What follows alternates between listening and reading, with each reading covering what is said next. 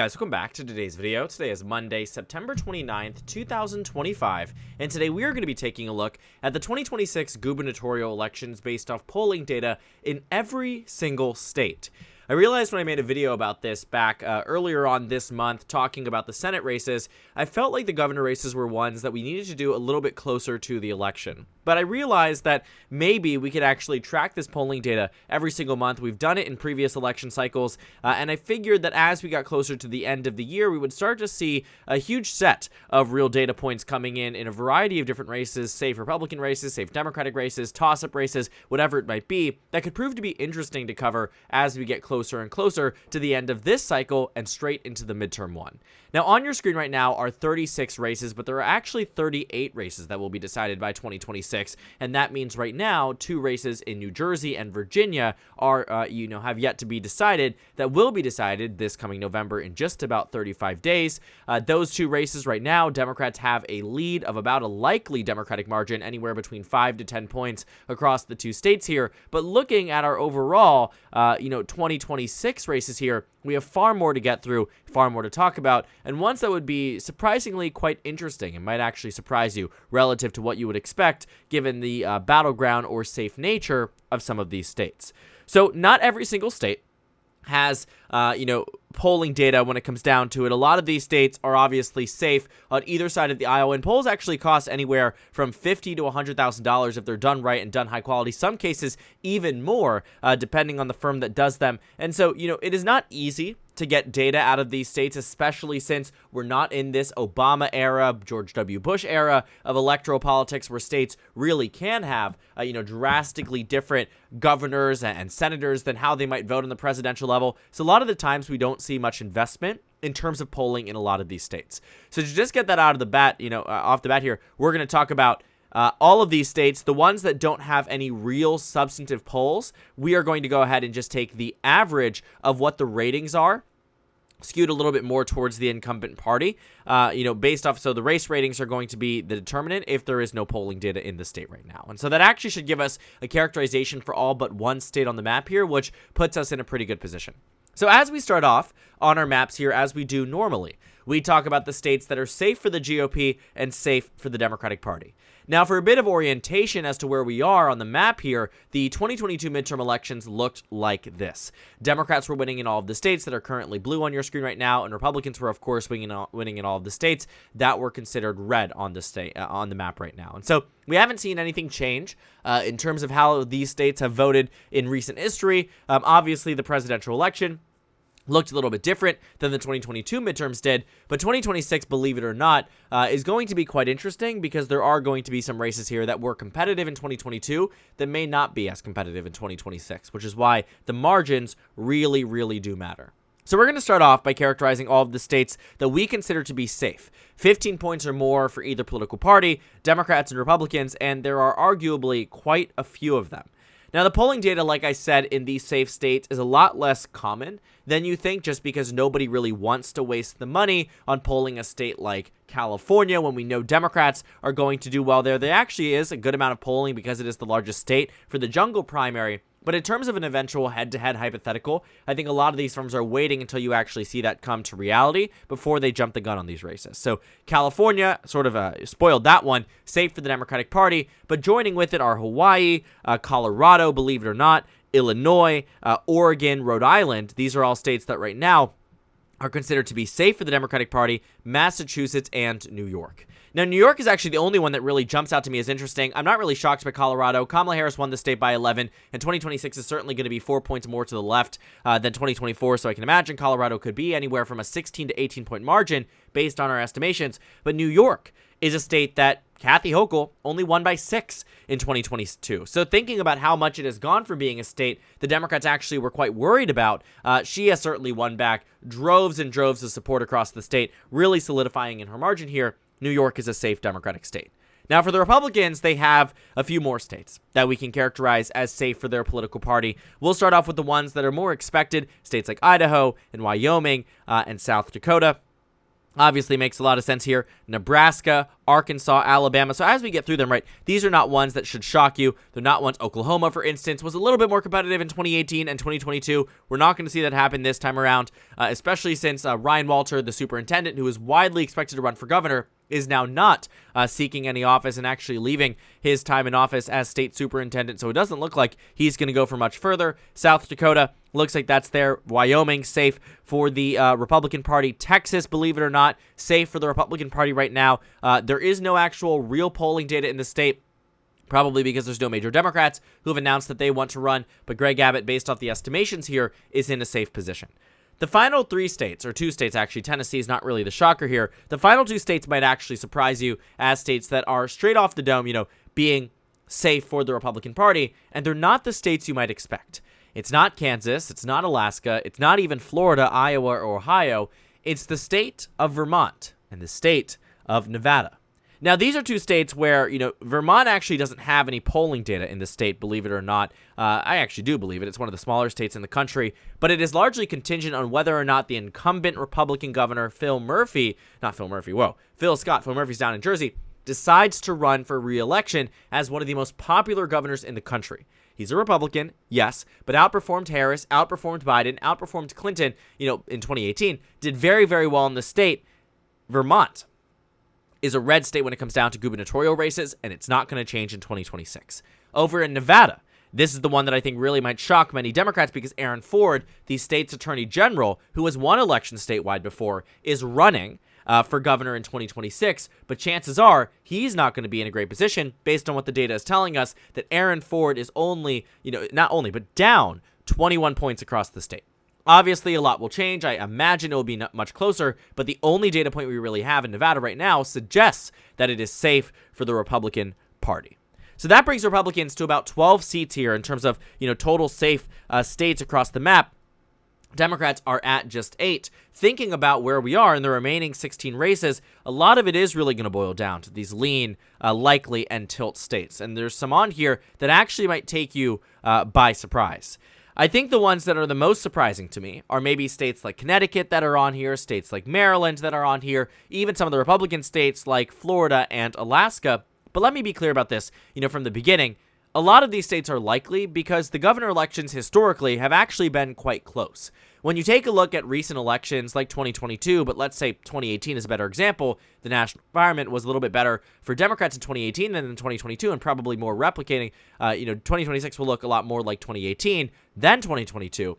But thinking about states even like Connecticut was decided for Ned Lamont by 3.2%. 3.2% in a state that Obama, Biden, Clinton, Harris all won by double digits in every single election. It was narrow in 2018, right? Maryland, my home state, was won by the Republican, potential contender in 2026, Larry Hogan, by 12 points, despite it being a very strong year for the National Democratic Party. So when you think about it, it actually isn't all that shocking that these states have narrowed down to being likely across the board here. But it doesn't mean that the opposition party is likely to win them. Democrats start out in the likely position in Connecticut and also in Maryland. This is a hypothetical between Larry Hogan and Wes Moore. I imagine without Larry Hogan in the race, this is a 30-point race for the Democratic Party. Another one that might surprise you on the Republican side is the state of New Hampshire, because right now Kelly Ayotte is the incumbent Republican governor in the state. She's in a pretty strong position when it comes down to what the race ratings say, and also her data from 2024 largely expected and predicted a closer margin than what was actually the reality on Election Day when Joyce Craig lost that race to Kelly Ayotte by a pretty wide margin. We're talking about nearly 9 points here. And so thinking about, 2026, even though it is a strong year for the Democratic Party, see 2018, Chris Sununu also won by roughly 7 points, and Phil Scott won by 14.9, went on to win by even more in 2020. But thinking about it right now, New Hampshire likely for the Republican Party. The next few states that are going to be characterized as likely for both parties, we have to see Alaska is likely for the GOP, but that is if Mary Peltola does not run. If she does run, Alaska will become immediately a state that is a toss-up, if not leaning towards the Democratic Party.